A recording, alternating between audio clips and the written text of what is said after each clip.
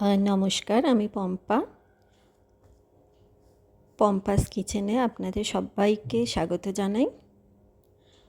আজকে আমি আপনাদের খুব সাধারণ একটি মাছের ঝোলের রেসিপি বানিয়ে দেখাবো।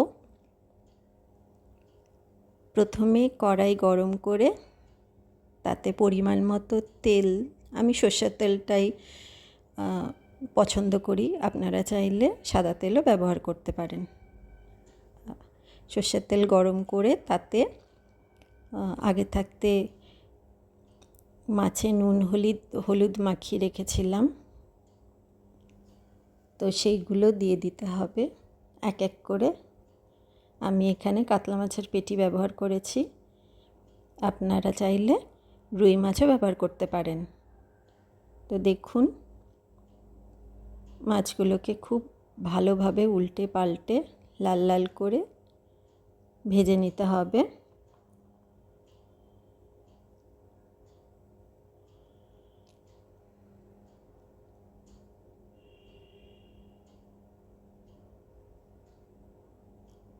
এক এক করে প্রত্যেকটি মাছ আমি এরকম সুন্দর করে ভেজে নিচ্ছি।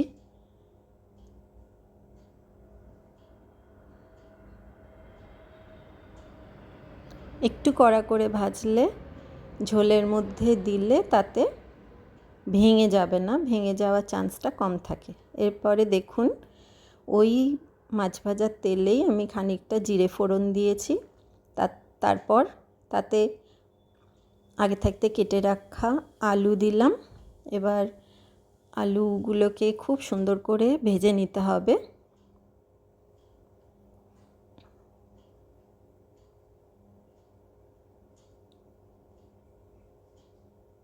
দেখুন, আমি খুব সুন্দর করে ভেজে নিচ্ছি আলুগুলো।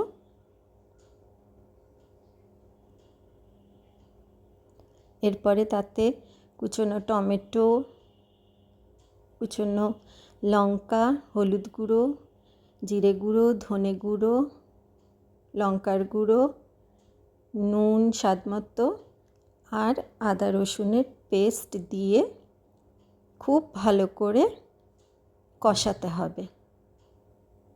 এখানে একটা কথা বলে রাখি, মশলা যত বেশি কষাবেন, যত ভালো করে কষাবেন, খাবারের স্বাদ কিন্তু অতই ভালো হয়। খুব ভালো করে কষিয়ে নিতে হবে মশলাটা। দেখুন, আমি খুব ভালো করে কষিয়ে নিচ্ছি।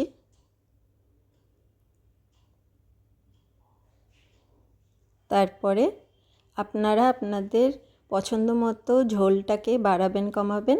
আমি একটু এখানে বেশি করে ঝোল রেখেছি, কেন কি এই মাছে এরকমভাবে রান্না করলে একটু ঝোল ঝোল থাকলে ভালো লাগে, ভাতের সঙ্গে, গরম ভাতের সঙ্গে খেতে খুবই ভালো লাগে। এরপরে আমি জল দিয়ে ফুটতে দেব কিছুক্ষণ। দেখুন, ফুটতে শুরু করেছে।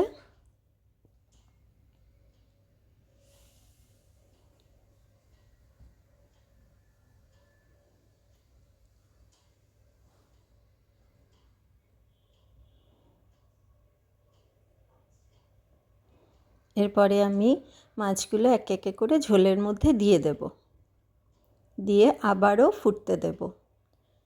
বেশ কিছুক্ষণ ফুটতে দেওয়ার পর